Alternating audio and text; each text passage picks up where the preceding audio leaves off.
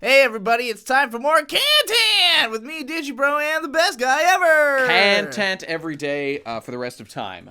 How you doing, everybody? Well, not every day, but twice a week for at least the foreseeable future. That's what I meant. I'm gonna put a full schedule of like the next month on our About page.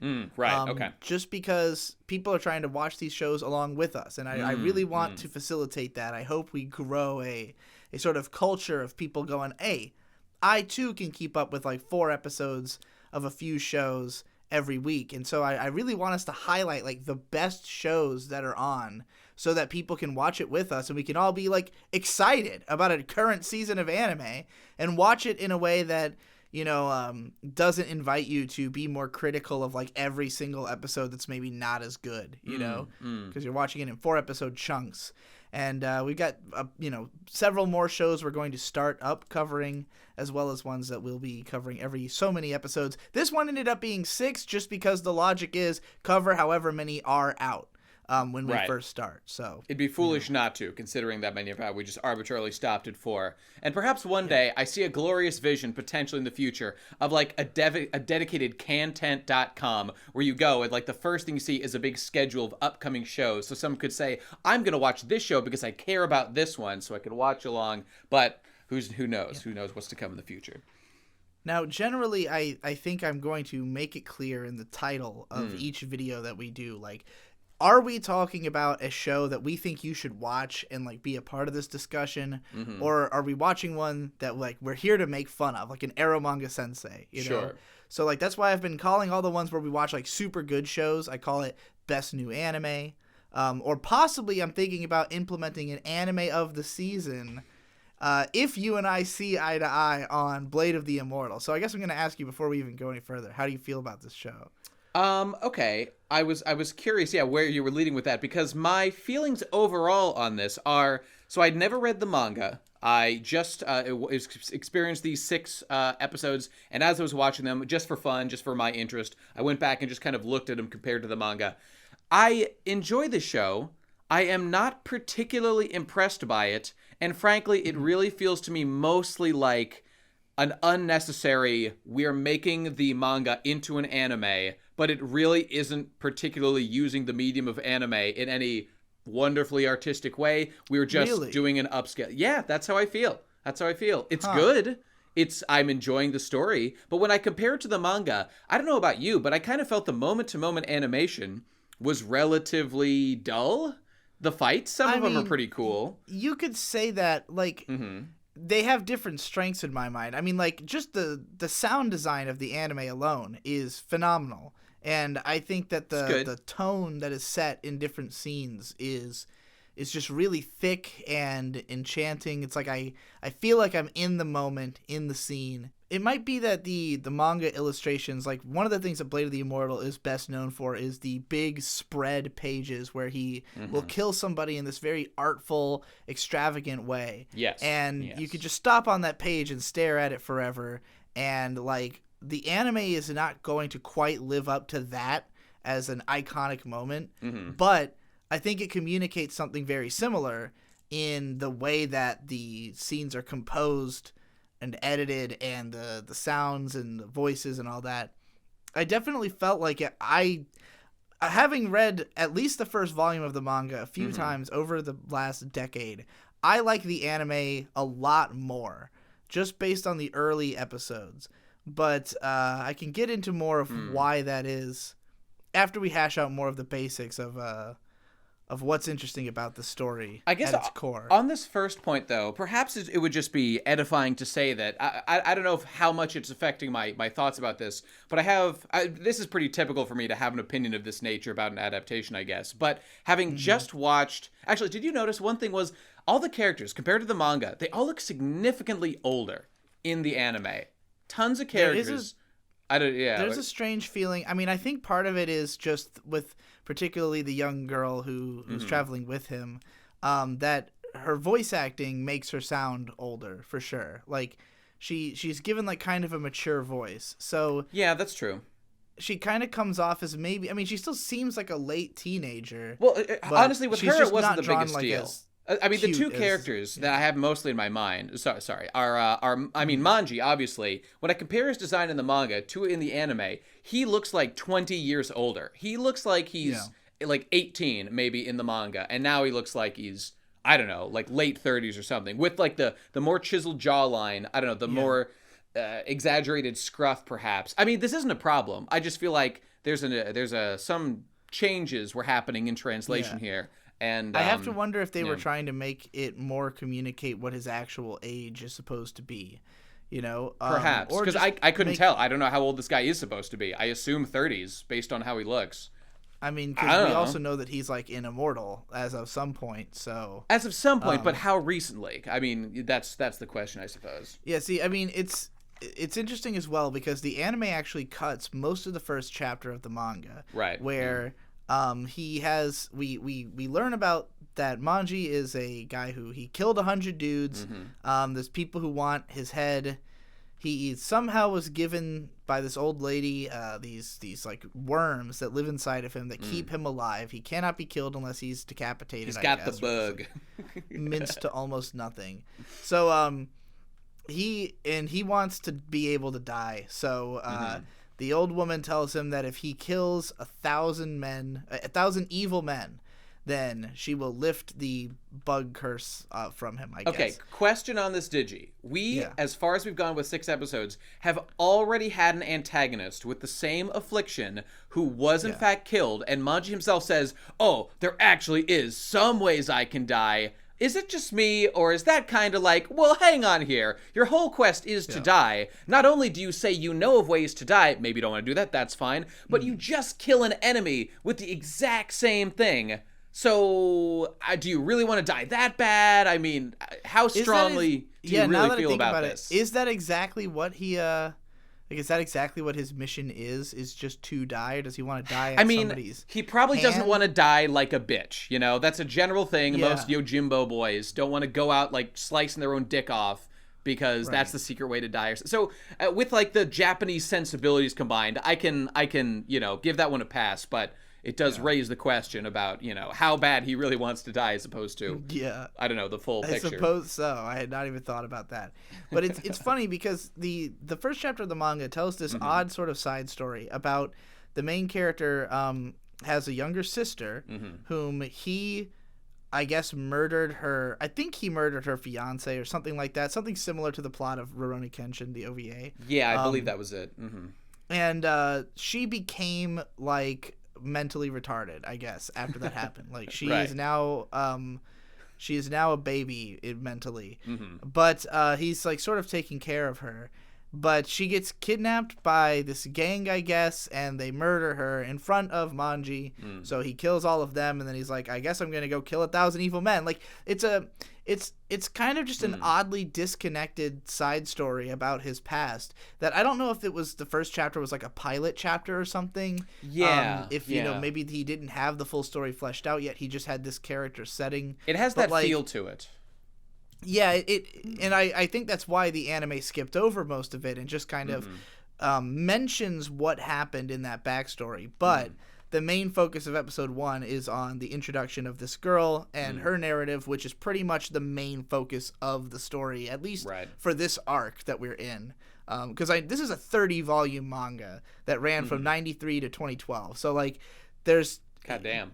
At the rate that they are killing the guys who work for the guy who she's trying to ultimately kill, I have to imagine they will get done with this and move on to something else eventually. Just because, you know, it seems that way. They're moving a lot of time. Like the first episode with the girl, we see, you know, her parents killed, and we see the guy who did it. Now, with a lot of shows that are trying to pace themselves well, that will be like the big sub boss that comes at kind of like the end of the arc. But that's literally the first guy they fight, and they instantly get like the immediate revenge. And other characters like, oh, one of the guys who was like involved in the rape of her mother. That's like one of the other guys. She meets the boss already. So yeah, things are moving at a pretty fast clip. There's no way this can be sustained. And I would think a perfect ending to this, and considering we're 6 episodes through, is I hope that this arc ends within these 12 episodes. That would feel very comfortable to me, based on what we've seen so far. So I don't know. Hopefully they're going to do that. Maybe Yeah, it's I don't know 24 if it'll episodes. be- I don't know what the plan is for the I mean, show. I know the show is planned to be 24 episodes. Okay, so, there you go. I mean, maybe this will be multiple arcs. I have no Mm-hmm. idea. I know that there are multiple arcs of the manga. I just don't know what form they take. Again, Mm-hmm. I haven't read that much. Funnily enough, Blade of the Immortal was like, my cousin really loved the manga. He had volume 1, and he ended up giving it to me at some point. So I've read the first volume several times over Mm-hmm. the years. Never continued, heard a lot of good things about it, and I've always wanted to read it. But like what really attracts me to this anime adaptation, Mm-hmm. and this already had an anime adaptation, actually, back Yeah, in 2008 from Studio B Train, which is the worst anime studio. So that must They have been a are quality garbage. production, I assume. It's not good. Like, the first episode of that anime did adapt the first chapter of the manga, but it had no stylization whatsoever. It's just very flat, very boring, drab, just nothing going for it at all. It was just like, there's no reason to watch this because it has nothing that makes the manga good. And the manga, a lot of what makes it good is the stylization, the very unique artwork. It's got like these very sketchy lines. If you buy the Western release, there's actually a lot of redrawn panels because of the fact that they flipped it for left to right, and the artist actually redrew panels for that release. That's kind of cool, I guess. Which is strange. I wish he hadn't, because I wish we could just go back to the original right to left, because they still release it flipped in America. It's annoying. Yeah, okay. Weird. But in any case, you know, the art style is an important part of it. So, like, to me, the fact that the show has like kind of artsy editing and creative sound design, you know, clearly a lot of thought is put into the fucking show. There's a different ending themes every episode, although the OP kind of sucks. You know, it's artsy feeling in a way that matches the fact that the manga itself is artsy feeling, you know? Yeah, I suppose so. You know, I guess my overall impressions were kind of like, I feel like I've seen stories like this quite a few times before, and the unique spin we've got is the Immortal Swordsman. I mean, it's got that, it's typical, I don't know what fucking era of Japan it is, swordsman on a quest for revenge. I mean, it's very, not Seven Samurai, what's the one, Ninja Scroll, I don't know, reminds me a lot of Ninja Scroll.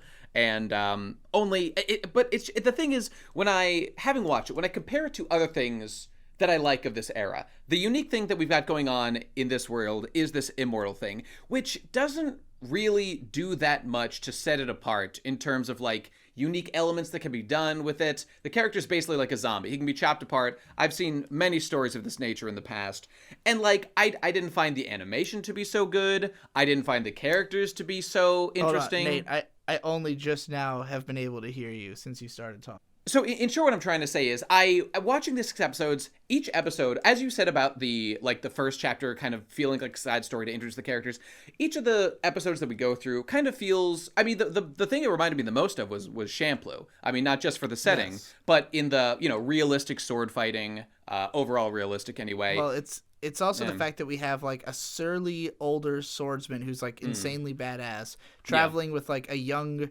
girl in a yukata, you know, like it's the same kind of character feel, which I have to wonder if it's possible that this influenced Samurai Champloo, since this manga started in 93. It is pretty popular, you know. Definitely could but have. Like it ends up having a very different vibe, just because, whereas, I mean, like you said, in something like Samurai Champloo, like, she's trying to find her father, or the man who smells the sunflowers. That is not something that happens until the last 2 episodes of the show. Right. You know, it's supposed to be a quest for vengeance or something, but it's mostly about these completely unrelated episodic storylines. Whereas in Blade of the Immortal, it's all about that. Everything that's happened is about that. Yeah. Which I Every like. single character we've encountered is relevant to this revenge plot. Even though, because they have such different personalities, they really do kind of get their own episode. Which I did not expect. I didn't know, like, not having known much about Blade of the Immortal, like, I knew it followed a some kind of arc structure. I didn't realize it was so episodic. It kind of reminds me of, like, Katana Gatari in a way. Totally. Yeah, where it's just like each episode there's some new sword master, and they're all like amazing swordsmen, of course. But the question is, like, can they beat Manji, you know, in spite of his immortality, and also while he has her kind of helping him out, and the sort of moral or ethical battles that they're also fighting with their enemies might lead to different conclusions in the fight.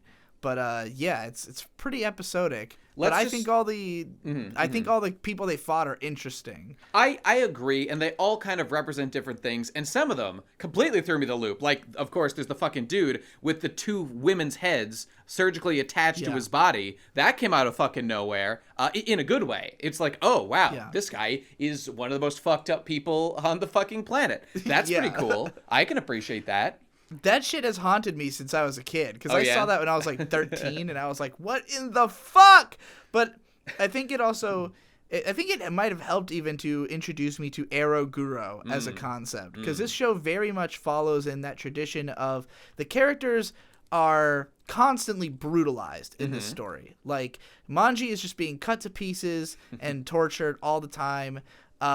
The other girl is often psychologically tormented. She's physically tormented, sexually tormented. Like, it hasn't so far ever gone too far with her, just because kind of she has to be able to survive this whole story. And, right. And the main characters are not presented necessarily as tragic. They feel heroic. It feels like there's a chance they are going to achieve their goals, even though they will be constantly taken to the absolute brink. Like, cut into as many chunks as possible, you know, like, held at sword point, tormented by your beliefs, like, just absolutely brought to the point where you almost want to die, you know, before salvation is an available option. And so you it's know, like, Go ahead. I was gonna say, when we first met them, when we see Rin, a little bit of a tragic backstory, that's all cool. We go, she goes finds Manji. Already, okay, good job. She found the guy she was looking for. But the thing that made me kind of with these characters, you need that initial hook.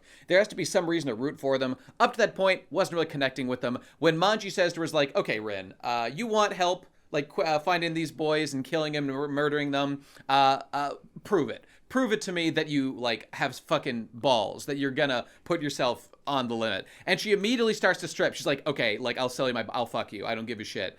I thought to myself, like, is he gonna, like, ask her to, like, cut herself or, like, hurt herself? But she just puts forward, like, I'll offer myself sexually. And I was like, this is good. I now believe that this character is invested in a tangible way. In a way that's also, like, not too gory, not too, I don't know, crazy. This feels like a very reasonable way to show that she's got skin in the game. And from that moment on, I actually respected Rin and her quest. And I just thought that was a very good and appropriate way to start off this battle. And I already thought that Manji was going to be a cool guy. And he, by slapping her and being like, no, I'm not going to do that. Woman, put your clothes back on. Thought be gone. I appreciated that. Sure. I liked both of them in that scene quite a bit. So I was on board from the start. You know, I tend to really be a fan of character dynamics where the characters are just like super good guys who are all trying to look out for each other, but their desire to do that is also what causes their problems, you know, where it's like they're both trying to look out for one another, and so, like, it causes them to be kind of worse on their end of the fight or whatever, put themselves in more danger, but nonetheless their combined powers will eventually win out, you know? Oh yeah, so and that's another great point, that I was totally expecting her to be completely useless, kind of like Fu and Champloo, but no, she gets in there and fights along with him, with having practiced a couple of sword techniques, and bam, and another reason why I actually like Rin, she's actively working towards getting the revenge for her parents, so yeah, just a lot of good things.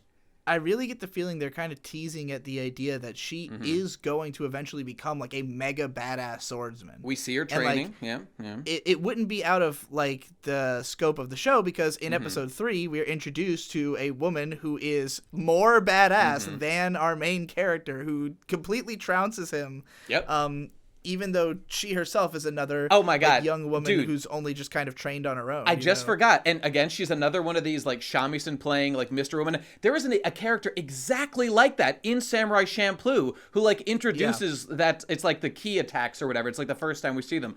I'm feeling like there's some rip-offs. Champloo fucking ripped this show off in a big way. I'm seeing many fucking parallels going on here. Oh my God, I don't know. Please let me know, people, if you have more reason to believe this. Maybe it's intentional. Is it? I don't know. An homage. I'll call it an homage until proven otherwise. I don't know. And of course, Digi, we have to address the elephant in the room about Manji. Okay, his name is Manji, right? We all know what the Manji is. It's a very familiar, comforting-looking symbol that we've all recognized. And on the back of his, and the back of his manga, back of his kimono in the manga, there's a big old swastika. But of course, in the show, they adapted it. I actually thought this was, you know, if he was wearing a big swastika on his back the whole time, yes, it's an ancient Eastern symbol, but those Nazis did a hell of a branding job. And I felt that the compromise of adapting into like the little square version that exists now was probably reasonable. I don't generally love it when they change things like that. I think it looks good. Yeah. I think it's a cool design in the anime. And like, I'll say that, you know, Blade of the Immortal, I think that the Manji design, like, while yes, it's an ancient Buddhist symbol, like just given the nature of Blade of the Immortal, I feel like the fact that it's a Nazi symbol was also factored into why it was used in the story. You think so? Just because it's edgy as fuck, you know, like Blade of the Immortal is super, it's super schlocky and edgy, you know, like it's super, I mean, it's about like turbo violence and, you know, just like crazy over the top characters and storylines. So like, I mean, I'm sure that he partly was like, oh yeah, this will get your attention, you know. Maybe true. I don't know. This symbol will definitely will draw, which I mean I really do think it contributed somewhat to this manga being successful in the West, because it draws people who just see a symbol they recognize. I would love for someone to do some kind of study about like Western conception of the Manji swastika, whatever, because like, I mean, I don't think that it was intended to be edgy. Just for example, when the Whitebeard pirates in One Piece had the Manji as their symbol, I don't think there was any shock factor value they were going for. No. I just think that in Japan they just don't think about it that way. But then again, I don't fucking know. It's possible they don't think about it that way at all. But like, I just do think in the case of Blade of the Immortal, just because it's such a like edgy kind of piece of media, it feels to me like it would have something that, you know, that was just there to be shocking and edgy, because there's also Nazi shit turns up in anime all the time and media all the time. That's true. You know, as a general villainous presence. But in any case, or as the good guys in some shows. Yeah, JoJo Part 2, etc., etc. So what had been most notable to me about this manga growing up was that like it has like crazy kills and fucked up concepts. Like that's the first thing I had kind of recognized about it. You know, in episode 1 actually of the show, the girl, our main character girl, finds out that her mother's head has been sewn to the shoulder of this gigantic towering swordsman who also has his own wife's head on the other shoulder. And he intends to, I think, add her or something, maybe replace one of the heads. He wants to kill her and then kill himself so their spirits intermingle in the afterlife. So I don't think he did want to have her stuffed though, and himself. Right. I guess he just thought she was the best one, even better than the other two. Like, yeah, I guess. He was very poetic and he had written her love letters for years, apparently. Yeah. I didn't quite. Yeah. Okay. All right. Fair. So this is a really weird fetish, essentially. Like, like this character is presented as this kind of hyper romantic sexual deviant who's obviously pretty intelligent and very good with the sword, which makes him an interesting like first villain of like, he's got this weird kind of sophisticated quality to him, and he's like one of the most important guys on the opponent's team, it seems like. It's just the fact that he has those feelings for this girl, which has caused him to sort of step forward first. So yeah, like the main thing I had thought about this manga was that it was going to be just like a bunch of cool deaths, fucked up ideas, and like fun, edgy concepts. Because in episode 2, you have the guy who's this painter who is like trying to find the perfect red. He's like, why can't I gotta tell you, Digi, when I heard a character in this manga saying, what is the perfect red? I had no idea what might come to his mind as like the perfect red. I was drawing a complete blank. I mean, it's portrayed in almost, particularly in the manga, maybe it was like this in the anime too. I watched the first 2 episodes actually back when they aired and caught up on the others today. So, you know, I don't remember the second episode as well, but I remember reading it in the manga and it being portrayed as essentially a comedic scene. Like you're meant to know like this build up that he's looking for blood, because you see blood like appearing on the walls behind him as he's pondering what could be the perfect red, you know. So like, that makes sense. it's this guy who is a very like pretentious asshole who basically they come to him because I believe he's supposed to be like friends with her father or related to him or something. I don't remember exactly. But they're hoping that he can help them out in some way, even if just financially, because he clearly has money. And he just basically does not give a shit at all. He's just like he's like, all I care about is making my paintings. But he's like in his alone time being tormented by the fact that he can't find the color he was looking for in those paintings. Of course, a fight breaks out at the mansion. Manji cuts some people up. He sees the blood and remembers, of course, blood. I love blood. I am a murderer. So like that's the kind of goofy tenor of that chapter that led me to think that was mostly going to be what the show was.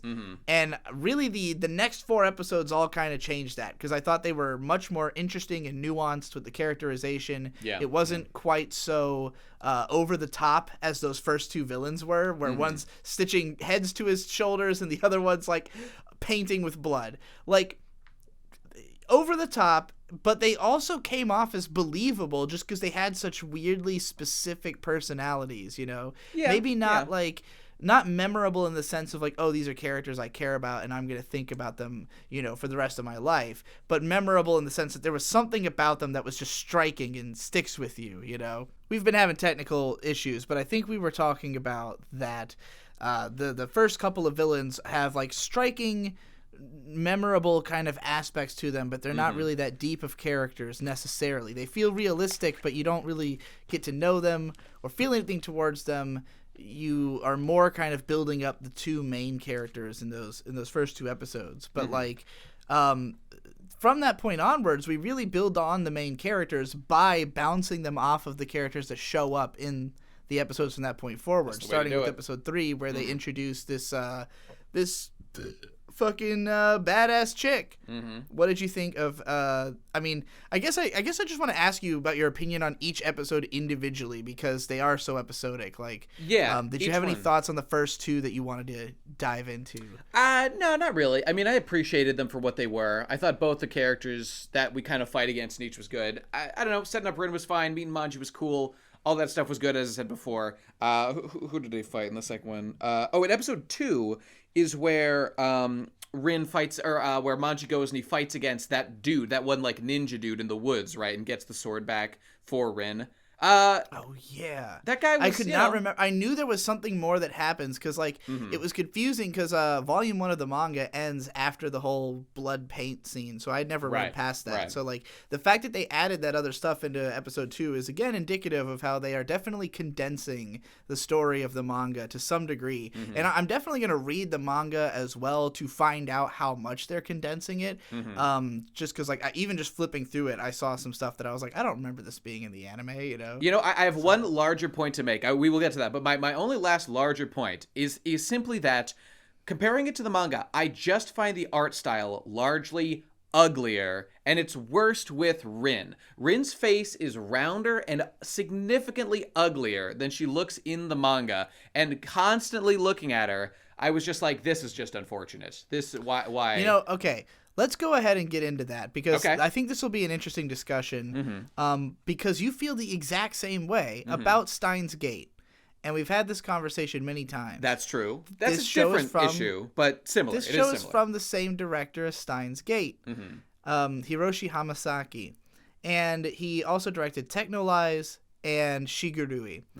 All of these anime are similar in that they are very like tonally thick, very washed out in their color design, lots of like humming sounds, droning kind of noise, and they're usually very harsh and difficult to watch and violent. And now like Steins Gate is by far the most normal show that he's made, and like the episodes that feel the most like he was involved are like the early episodes or some of the more psychological scenes. But he also co-directed it with somebody else who I think ended up themselves directing Steins Gate season 2, which sucked, so whatever. He was, in my opinion, what made it a worthwhile anime was that he has this way of these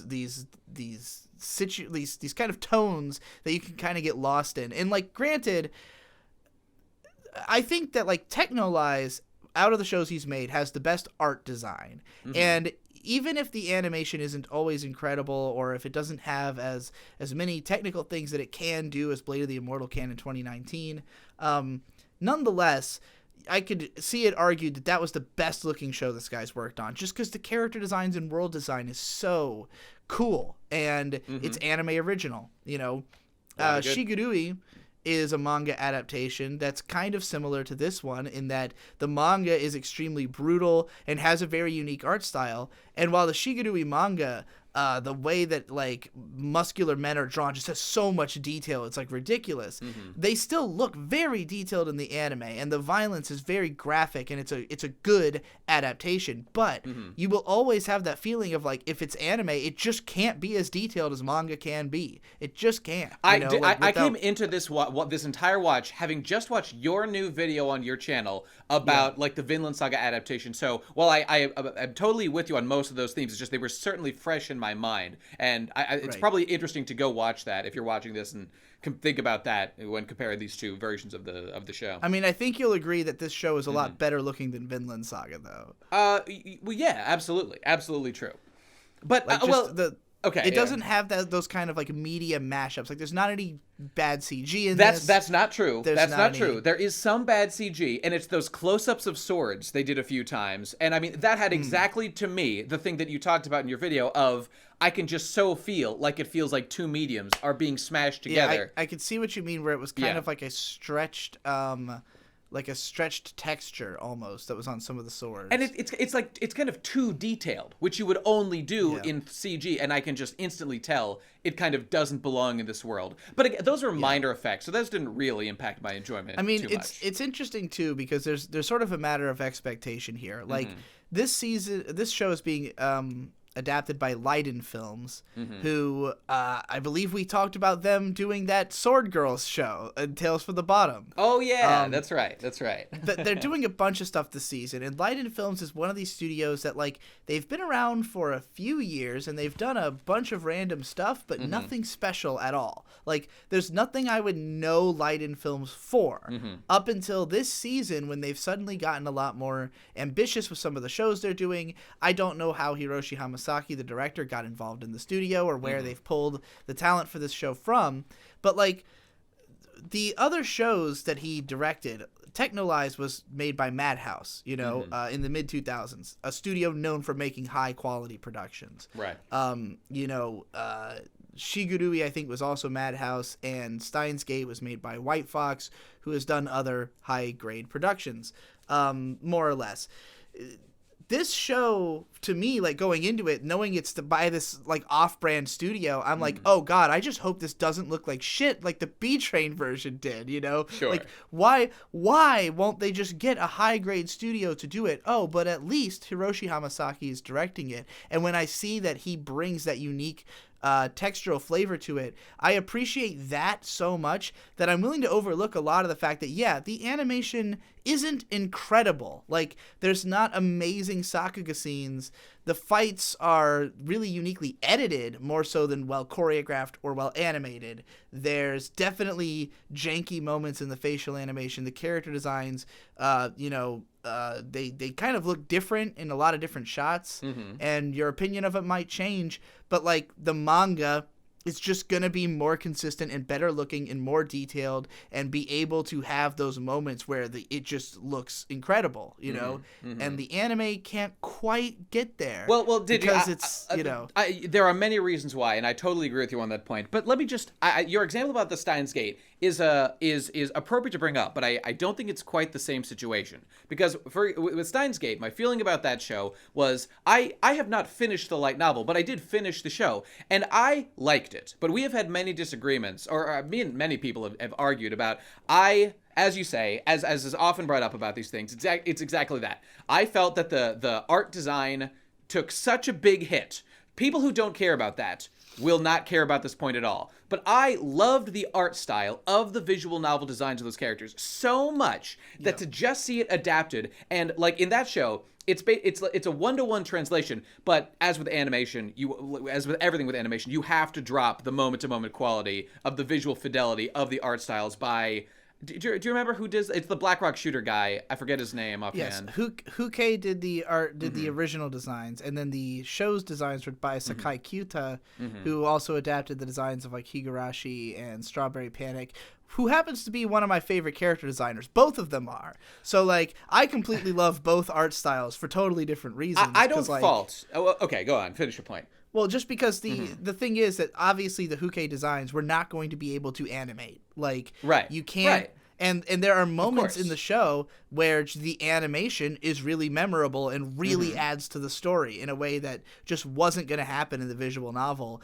even though, you know, it really depends. What do you value more? Did this piece of animation, was it as worthwhile as seeing all that gorgeous character art would have been and it's worthwhile to note that I finished the anime. I did not finish the visual novel. There's a reason for that, because watching an anime is much more digestible than reading a visual novel, which we all know is going to recycle the same 10 poses of all the characters. Sure, those poses are at really high fidelity, but it's the same pose over and over again as they come onto screen, have their conversations and whatnot. But so with that show, what it was it felt to me like they were doing their darndest to maintain the visual style of the original, but it had to be simplified for the anime. So there's a loss of information. Okay, I can deal with that. That's fine. With this show, though, I didn't know the original designs. I go in, I watch the anime, and I specifically think, okay, this looks good. I like a lot of these characters. But then I just, for curiosity, go and look at the manga, and I just think to myself, oh, this isn't like a simplification. This is, honestly, it's not even, I actually like the design of Manji. I think he looks cool and manly and mature, but I just noticed that there just simply have been design changes. But there didn't have to be design changes. Someone chose to make him look like 15 to 20 years older. Someone chose to give Rin, in my opinion, a significantly like rounder face in many of the shots she's in, which is just like, it's not like Nate has a standard of things always need to be this good. It's just that I can see what there was. They changed it and it's worse. Observing that is hardly having too high of standards in my mind. Yeah. It's just, I'm just wondering why. But that is not the case all the time. And honestly, Rin is the biggest one that just makes me think that. And in many of the shots, she still looks good. It's just that I can feel this happening many of the times. And I don't know, some of the less important shots. And it comes with the territory of making an adaptation. These sorts of things happen constantly. And I, by no means am I precious about this adaptation. As I said, I only looked at it after reviewing the anime. But I just think it just goes to the values that you were talking about in your new video about Vinland Saga and the different mediums. That you, no matter what your investment is, or no matter what show you're talking about, having experienced them in any order, the different versions of that medium or of that property, there are just some values that some of us feel differently about. I think it's pretty clear to say you care more about the values of animation, and I, not zero, but lean more into the values that are most embodied by manga, that kind of striking images at the highest possible fidelity, whereas you, I mean, you've long, obviously you care about the artistic style of movement conveyed through a series of images as opposed to maze. Not to say that I would pass up a good manga for a good anime adaptation. Of course not. Like, I'd rather just do both, you know? Which is why I do want to read the Blade of the Immortal manga, because like watching the anime made me more interested in it. Like having only really seen those two early villains, I didn't expect the level of depth that some of the characters were going to have going forward from there, you know, where, because I really thought episode 3, that was the one where I was like, oh yeah, this show is legit great, you know, because it can write a strong thematic episode. So basically, to summarize it, there's a woman who is a swordsman. She had been, her mother was a prostitute for like her whole life, and her older sister, I believe, is also a prostitute. And one of them had advised her, you should just become a prostitute instead of a swordsman. It'll be better for you in the long run. And so, like, in her mind, she basically sees her worth as, like, she can either be a prostitute or a swordsman.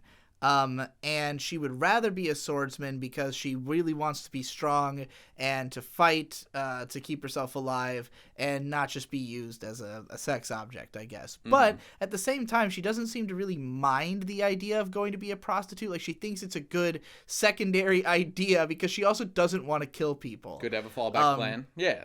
Right. So, like, she has this boss who wants her to kill Manji. Manji easily disarms her, basically tells her, go home, fuck off. And she basically, it's what I consider to be the crux of the episode, essentially, is that she she's clinging to the idea that she should probably go be a prostitute because that would be the right thing for her to do. And she really is only trying to kill Manji because she's in love with this guy who's trying to get her to do it. And he offered her money to do it, but the truth is that he doesn't care about even the money or anything. He just wants Manji dead. He's like, you have to do that for me. Yep. And so she realizes that the only way she can do that is to be completely serious about being a swordsman and end her ability to ever go back to being a prostitute, which she symbolizes by chopping off her hair and murdering a bunch of people. But then the twist is that she goes to then kill Manji as per, she's leveled up. She's a badass swordsman now. She's killed people. She cannot go back to a life of being a normal person. So she should be able to do the job. But because of the fact that she can tell that this job is immoral, that even though she may love this man, he is ultimately asking her to do something that she knows is wrong because Manji is a good person and she should not have to kill him.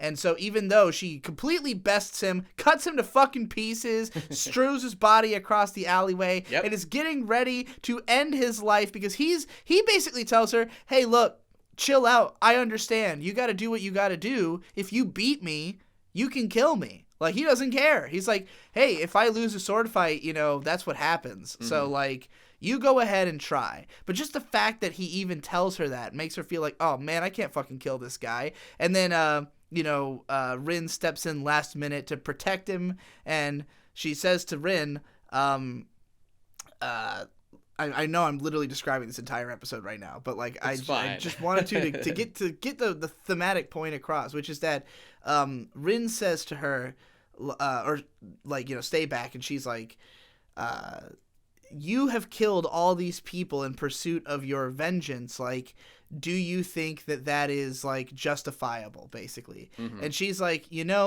I know it's wrong to kill people, and I wouldn't, but I swore on my parents' grave that I'm going to do this, that I'm going to get this revenge, I'm going to kill this guy, and I will do anything to get to that point. And I think that's a lot more human, being true to my emotions, than basically killing people just to prove my loyalty to somebody else, even though I don't actually believe in what I'm doing, And she's like, you know what? You right. And just fucks off. Leaves her boss, goes off into the wilderness, just some badass swordsman she's chick just gone. She's out there. Who can lay out our main character. It's just out in the wild. So it's you're so excited because immediately the thought is, well, she has to come back at some point. Indeed. That was my thought. Will she come back in this arc? In another arc in the future? Will she team up with them?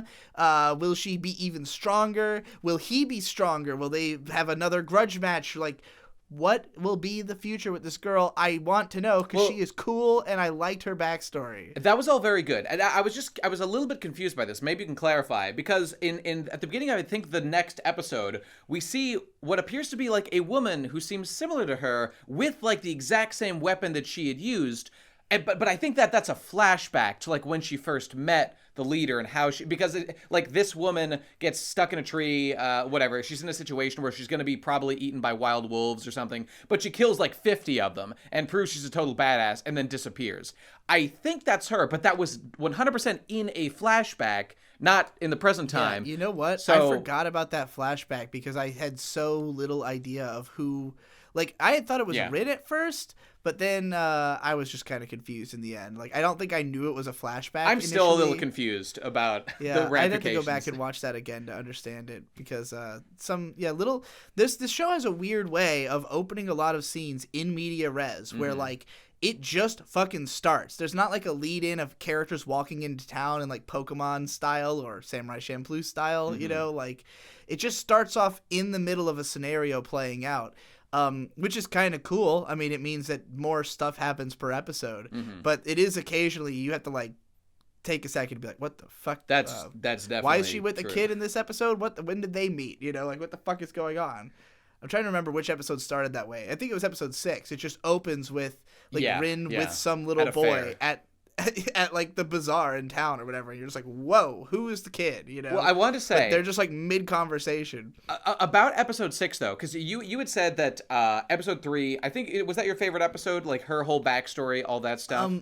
I mean, there's a few that I really liked all 4 of the episodes that I watched today. Yeah, but that one, like, when I remember at the end of episode 3 having this feeling of like, wow, that was like a perfect episode in terms of like telling a complete story. Like Samurai Champloo at its best has episodes where you come away feeling like you really met an interesting character, learned about like a little pocket of this world, and hopefully there's like a sign that they could come back, even though in Samurai Champloo, you know, they won't come back because it's a 26 episode show. You know, you're very right. You're very right about that. But and not to be an asshole about it. And while all these episodes did feel kind of like a full character arc about a character that in some ways was more satisfying than like some of the Samurai Champloo episodes or whatever, because again, that's really what it brought me right back to.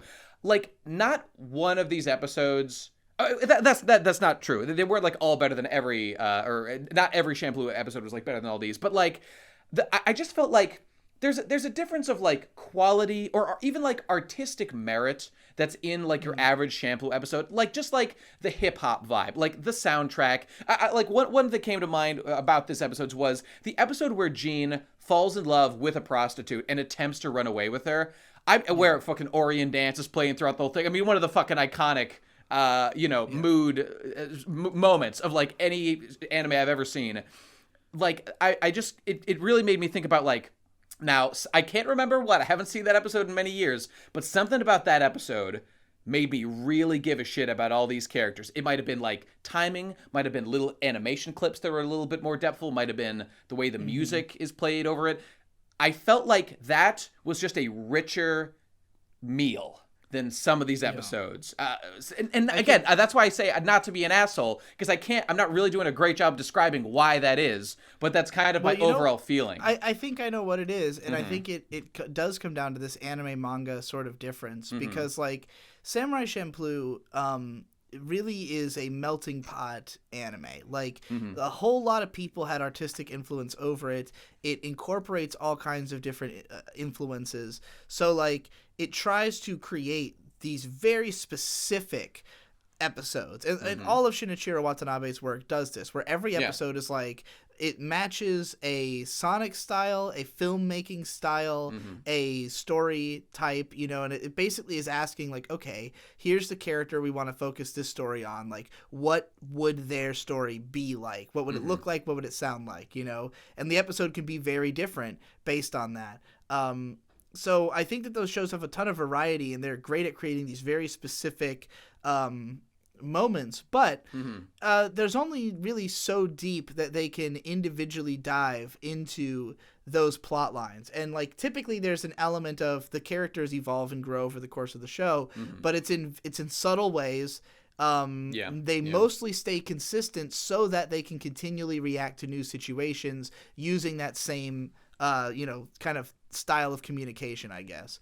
Whereas this show, it has an element of that, where it's putting these two characters who we're familiar with into different situations and seeing how they react, but the situations all are much more relevant to the characters. They directly involve them and take them to task continually over different like questions of their ethics and basically their beliefs in themselves as people. Like the characters in Champloo are fairly self-assured in like who they are, and I think Watanabe characters usually are. They have some kind of like defining moment of their past that they cling to, and these characters have that, but they're like kind of still dealing with it. It's not like distant past. It's like this girl had her family killed like a year ago. She's out for revenge. You know what I love about it? It's like with everything with like, for example, like Spike and Bebop, there are these momentary flashes throughout the whole thing to like something happened with Vicious. Who is Julia? What happened with that note being shredded out the window? And this is like, I killed 100 fucking dudes and my sister died and now I have to slay 1,000 evil people so I can be free of the curse. It's like, okay, understood, sir.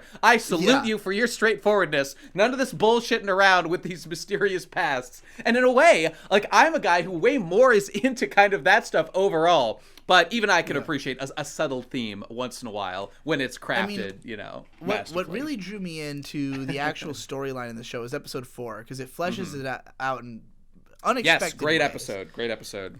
So, like, what we find out essentially is that the reason that our girl's dojo was killed is because her grandfather had, I guess, splintered off the style of the whatever they practice.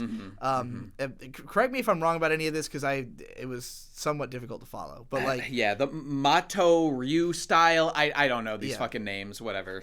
So I believe it was that the grandfather had splintered it off, and her father was basically practicing non-violent swordplay. Like they were not like practicing, murderous arts essentially. Whereas the other family did eventually go to that side, mostly because the other old man, the two grandfathers had split the family in half, I guess, and. Oh God! I hope I'm not fucking this up by explaining this. It was that like there was some dispute about who was inheriting the true sword school, because really this whole plot is orbiting around this idea of like what is a correct sword school, who has the true right for these to inherit the sword style, whatever. It's that Rurouni Kenshin bullshit. And the main character girl, her father or her grandfather had inherited like that was like the true heir, but the bad guy whose grandfather splintered off felt that was unjust and is now trying to reclaim what he feels is the true ownership and the true style of the school. And the reasoning is that that old man, he mostly just wanted to cling on to his school, but he has this grandson who's like very like dedicated to the teachings of this style, and the granddad is killed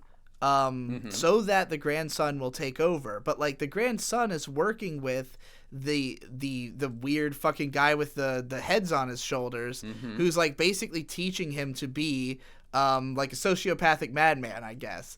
And like what this kid wants to do is he wants to like bring back like he wants to prove that their fighting style is the strongest, essentially, because he's making sure everybody knows the strongest fighting style is one that is used to kill. It is used to mercilessly kill people, and if you're not going to admit that, then you deserve to be destroyed. That's why I killed your father, because he was a pussy, basically. Yeah, pretty much.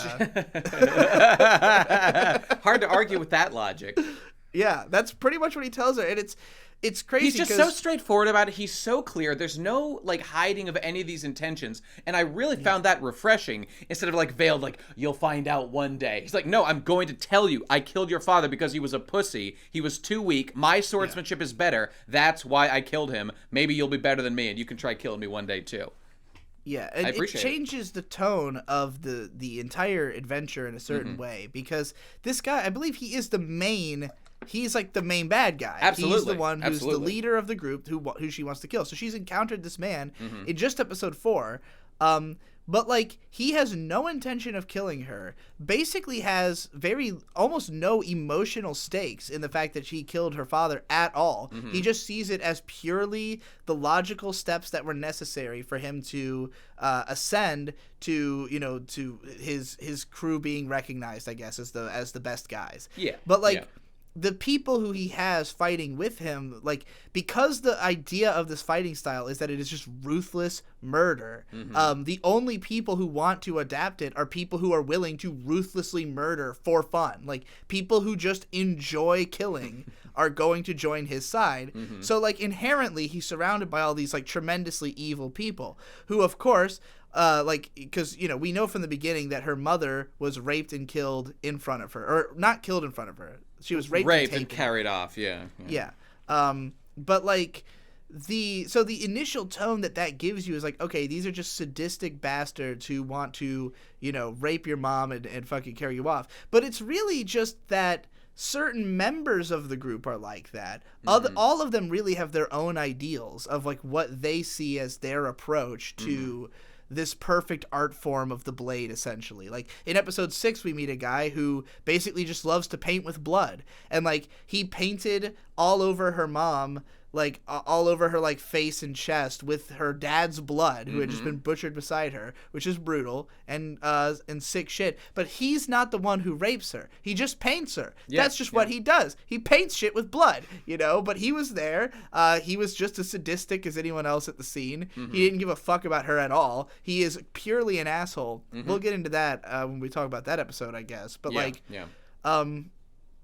meets the main bad guy. Yeah, and he lays all this out for her. And not to make too many comparisons, because I'm probably doing this too much lately, but very much, I wonder if this, again, was inspired perhaps by this series, but in Sekiro, the Ashina swordplay style is a sword style that's specifically just about do whatever it takes to win. It doesn't matter how, just win. Famously practiced by, like, the guy who invented it, Isshin Ashina, who's the final boss, who just pulls out a fucking gun, the sword sate with a fucking pistol he pulls out, and just shoots you. And isn't that really what swordsmanship is all about? Pulling out a fucking gun when it'll do the job better than a sword. And I mean, so I guess there's an erosion of what feels like an appropriate way to use your sword in battle. But at the end of the day, I guess all that really matters is being the strongest and winning. And everything else is just why worry about it? But interestingly enough, this bad guy who basically dispassionately explains to her why he had to kill her dad, tells our girl that because of the fact that she is now a warrior just out for blood, she is actually practicing something closer to their mentality than her father was. So, like, he does not see her as a disgrace to the name of the sword style, and if anything would prefer that she grow stronger and continue trying to fight him because it would represent the sword style well, because she will do anything it takes to kill him. And if this, of course, puts her in like this is what I mean by like psychological torment going on throughout the show, because every episode the characters have to have a realization about themselves that just, you know, makes them realize that they have exactly become the monster they hate and they have no excuses for themselves, you know. She's just kind of devastated by the thought that, like, she's not carrying on her father's swordsmanship. He would not have gone and murdered a bunch of people and not wanted her to do that, you know. But she just kind of was like, what should I have done, you know? What would you have had me do? There's no proper answer to that question. That kind of almost paints the main villain in sort of a sympathetic sense. It's like, at the very least, we understand there's kind of an honorable core about wanting to represent this ancient, like, swordsmanship style that he feels is being trampled on. So, I mean, he's got kind of his own vendetta, just like her. His vendetta being against people who assassinated the sword style that his family was so proud of, and having gone in the wrong direction, he wants to, you know, because, like, revenge is, like, basically the entire premise of the entire series. Where I guess Manji kind of representing the opposite about that, whereas his sole goal is to kill. Actually, when he first met Rin, I was going to say this before. I actually really appreciated that he simply asks Rin the question when she first says, "Hey, help me kill these people." He's like, "Yeah, but, like, are you sure your dad wasn't the evil one? Like, was this just some, like, petty bickering thing, and maybe he, like, deserved it, or he, like, does some gambling debts? How do I know that if I kill these guys, that counts towards my total of 1,000, you know, evil people I have to kill?" A practical question. That's what I would ask too. I'd want to make sure I'm not wasting my time. So I always like when characters are logical about stuff like that. Anyway, though, episode 4, as you said, that was another good, like, kind of philosophical or psychological episode. Episode 5, though, the next one, didn't have much of interest in terms of the psychology of the characters, other than, wouldn't it suck to be an immortal and watch everyone around you die, which is what the villain of that episode does. But we did learn some interesting stuff about kind of, I guess, like, mechanics of how the curse works. And there was the experience of this character, who is an immortal himself, was kind of interesting to watch. And seeing him butchered in such a thorough way at the end of the episode was fairly spectacular. So that was pretty cool. So this is one of those episodes that made me think, like, I wonder if there was more to this in the manga that got cut, because some of his motivations were a little confusing at times, or just changed very quickly. Like, in the end, it's basically implied that he decided to let them kill him because I guess they just won him over with their dialogue. Like, you know, the continued back and forth between the characters about like what they should do. I guess it's this other guy with bloodworms who has been alive for 200 years. He's become like a black-hearted man, and he just seems to want to fight like the strongest guy at the end. Like, I think he basically posits to Manji that like the two of us could take on the head boss guy and kill him. But it seems as though Manji's suspicion is that if they were to do this, they will then just fight each other right away afterwards, because that's all this guy wants to do, is he just wants to kill all the strongest guys and be in charge. That's what I took from that. I don't really know why this guy wanted to. Okay. Here's just another alternate take on this scene. The guy says, like, you and we could team up and kill the head boss man. Even if it required us to use things like poison or trickery or something. And then, like, in that very scene, he poisons Manji. He uses his thing and he gives him, like, the poison bloodworm. Perhaps he was literally just being a sneaky boy who was trying to be subtle and goofy and introduce, like, wouldn't it be crazy if we poison this other guy? Poisons you instantly. Like, in terms of the writing, I feel like that's what the author of the manga originally was kind of like setting up, because at no other point does that character seem to have any strong interest in actually killing the boss man. He's not like one of these guys. But he continually asks him about it as the episode goes on. He like keeps saying like, you know, think about what we could do together, kind of thing, you know? Like, I guess that's pretty vague, though. Like why? Why does he care? He's 200 years old. What does it matter? I really got the impression just that he just wanted to fight the strongest dude, and like it was either you and I can kill that guy and then we can fight each other, or we can just fight each other right now. And Manji was like, let's just fight right now. I don't fucking want to team up with you. I don't trust your ass, you know? Yeah. But like, in the end, he basically just gives in to being murdered and gets cut to fucking pieces and cut to a bust and stuck to a tree, which was pretty fucking That was sick. cool. But also, he tried to kill Manji with poison. He didn't try to one-on-one him for, like, the epic honorable duel. So, that's true. You know, I a little confused. Maybe he just likes killing people. Like, fair enough. Enjoys the thought of them being dead, regardless of how he did it. Learning about the bloodworms was useful from him, and we see that like now we know it's these worms that keep Manji alive. They can be like harmed in a unique way. Yeah. So I mean that was useful information to have about our main character. Yeah, it was more like lore building and stuff like that. And I did really enjoy that scene of watching Manji suffer in this particular way of having this horrible poison, and he would have died if it wasn't for the poison, and just seeing blood, or for the antidote that the girl, by the way, do you like that girl just, ancient secret, my Japanese family technique I have in my rings that are my only character trait, these fucking antidote pills. Oh, how convenient, Rin. Glad you had those around. Okay, I'll let that one slide one time. You get one pass on that. But, I mean, nonetheless, I enjoyed it, watching Manji writhe in pain and, like, his leg just fall off because of how fucked up his body was. That was entertaining in of itself, so. They don't skimp on the blood. Appreciate all that. Well, in episode 6, I start to, like, I know it's incredibly painful for him to lose a limb, but he doesn't seem to care that much because he lets his own arm get cut off for a Lel epic prank bro in episode 6. Wait, is that true? I can't remember. When was that? Well, okay. So at the end of the episode, in order to trick the kid into thinking that they had buried him, right, okay, he has his arm cut off and buried. We can talk about that because I had some questions about that as well. But I mean, actually, so I'll just say this episode thematically kind of was my favorite. And episode 3, as you said, was about that one lady. She's like, do I want to get caught up in the cycle of murder? And she decides, like, no, this isn't for me. I'm going to choose a different path. And she warns Rin that, like, revenge will consume everybody.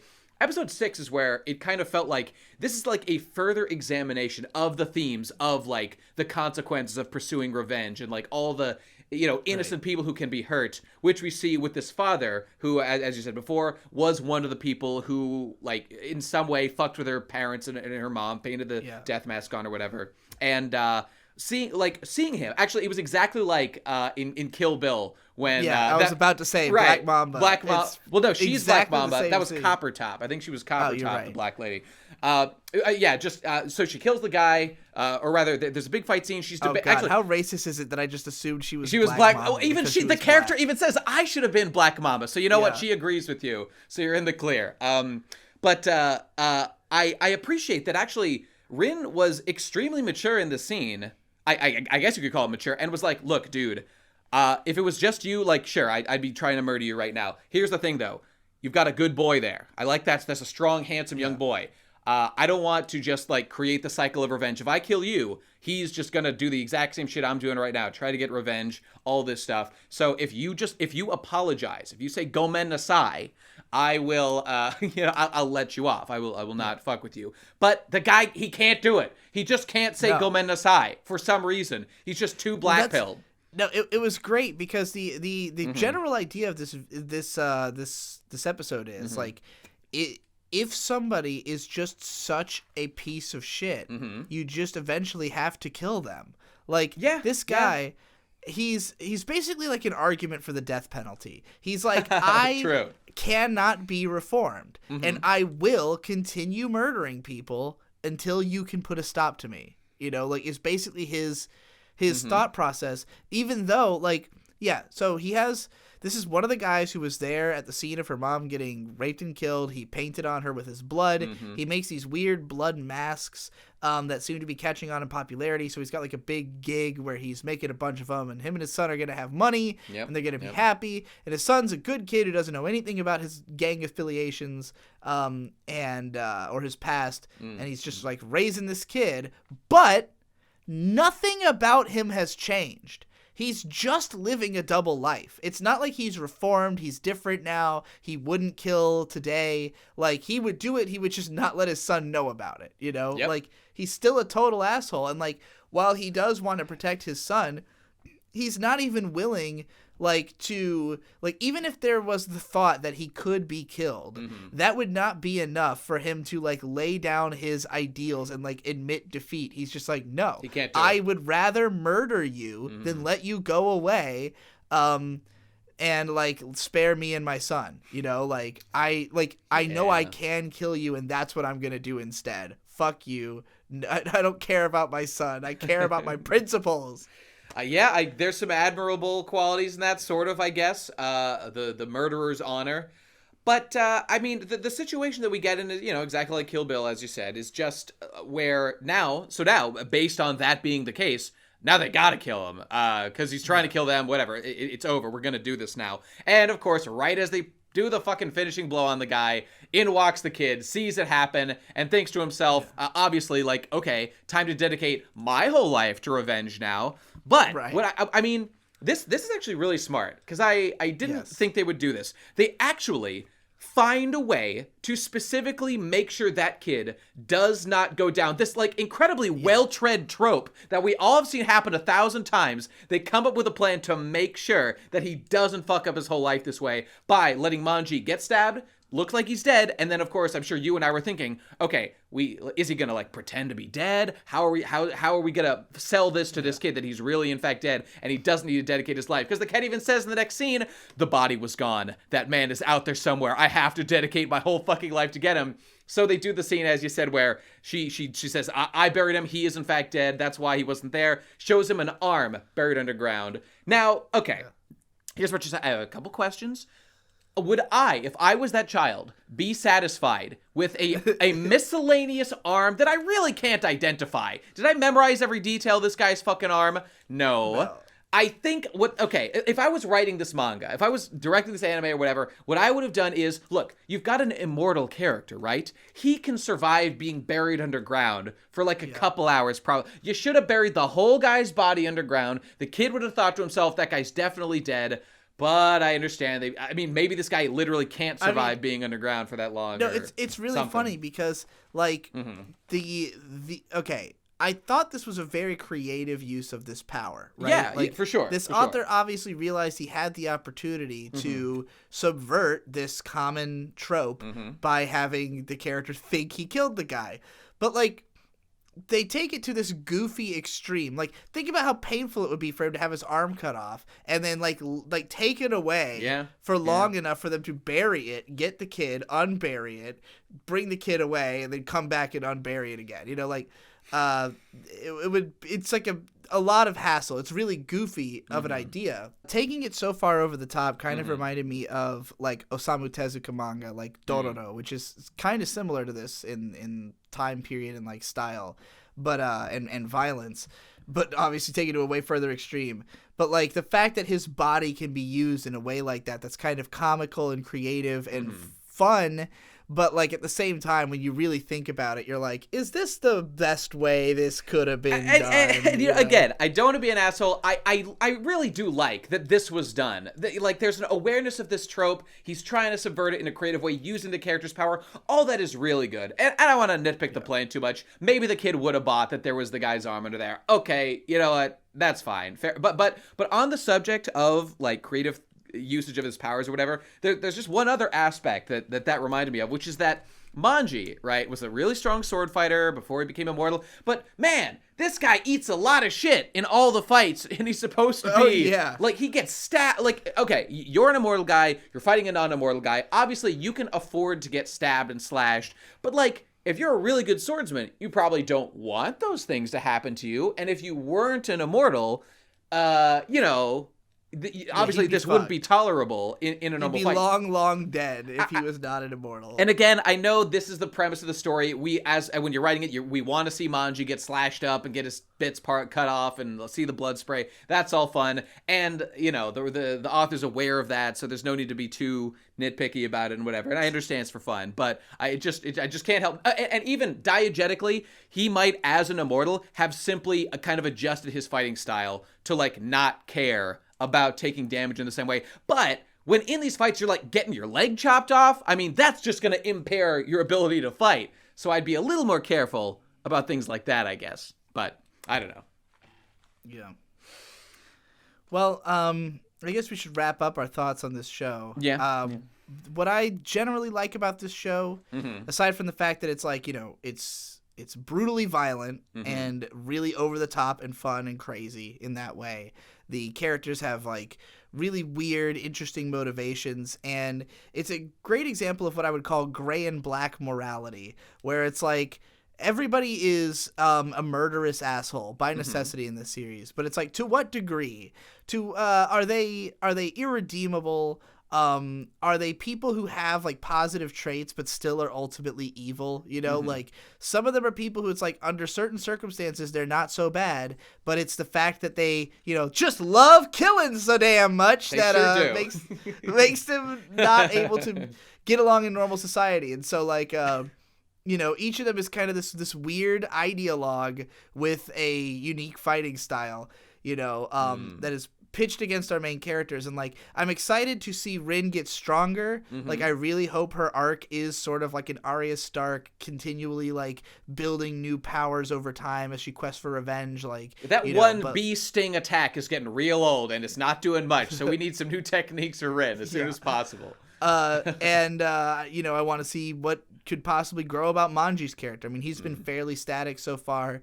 You know, he's challenged in some interesting ways, but like not really grown or been expanded on that much as a character the way that Rin has. So like, you know, we'll see what happens in the future for him. But I just like how all the villains have like complex personalities. It's not just about this bad guy's crazy power. It's not just about the crazy way that he gets killed. It's about his weird beliefs, his weird proclivities, and you know, like how those cause the main characters to think about themselves, what they realize about themselves from being pitted against these fucking lunatics that they, you know, that are they really any better if they're going to murder people and take out revenge?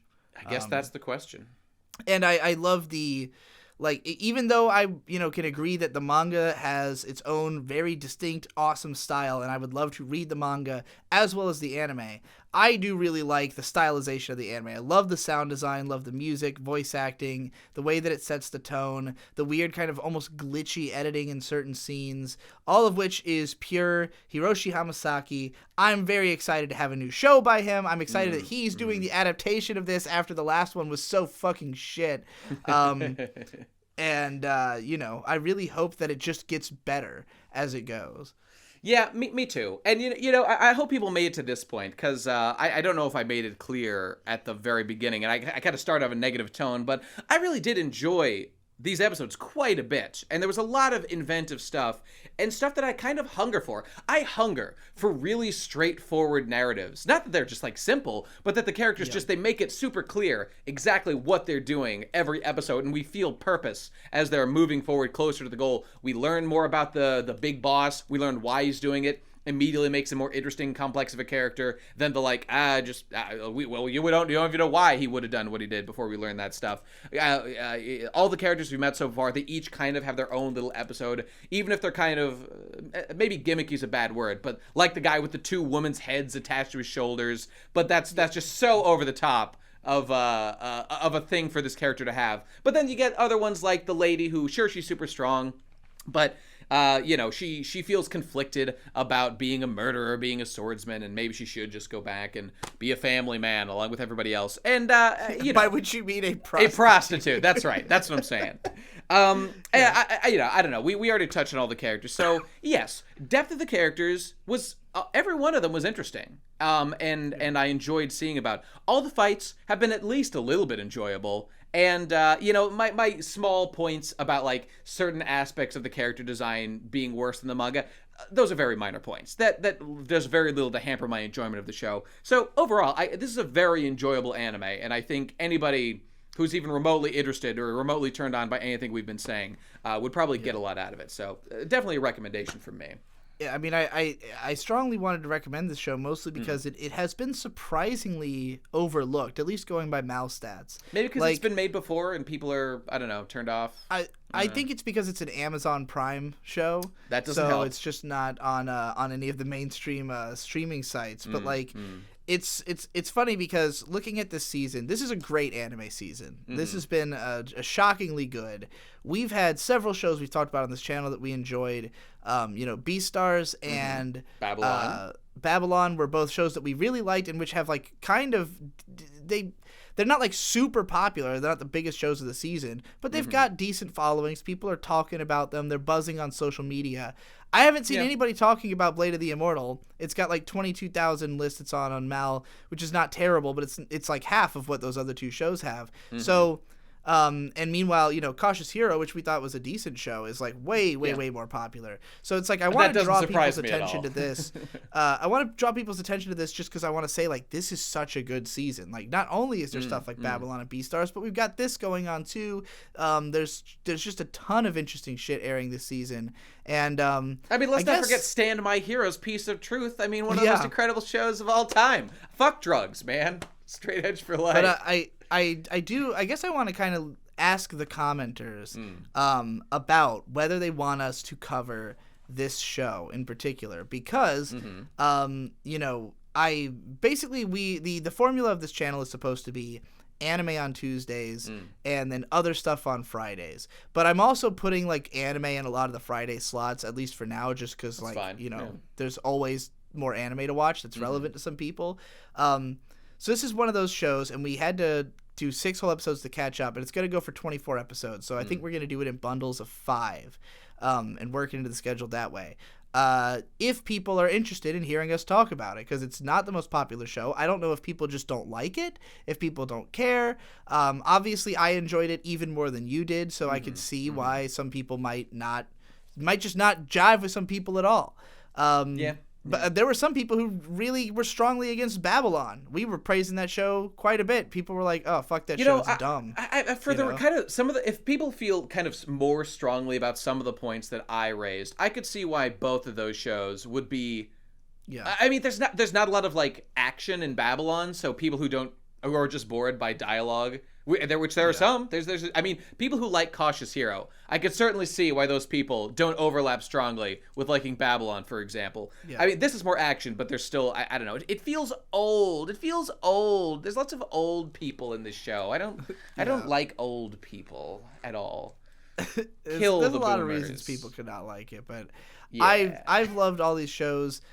This Blade of the Immortal is probably my outright favorite anime of the season. Like, even though I really enjoy the writing in Babylon, it doesn't appeal to me on like as much of a core aesthetic level, and I don't find it quite as memorable as I find Blade of the Immortal.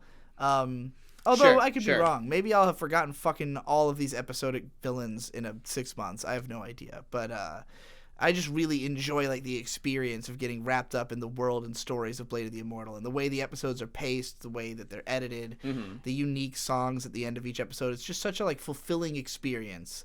Babylon is more like, what the fuck just happened? I gotta throw on another episode and see where the fuck this is going, you know? It'd be interesting to see, because Babylon is like a mystery show, so much of it hinges on like what the final answer is. So if that show is written well, right now, I would say that Babylon, I mean, I don't know if this is going to be part of the thing we do on KHANTEHNT. Here's we're going through seasons, but like, I mean, if we're kind of updating as we go, I would still say that I think Babylon is my favorite show. But if like the answer turns out to be like terrible or bullshit at the end of the season, then like that retroactive will have made me mad at all of Babylon. Right. Whereas I don't think like you really can't do anything to fuck up Blade of the Immortal as it's been so far. So pretty solid options on both of them, I guess. I don't know. Well, I'm just going to call this Best New Anime, and then we will decide at the end of the season what is the anime of the season.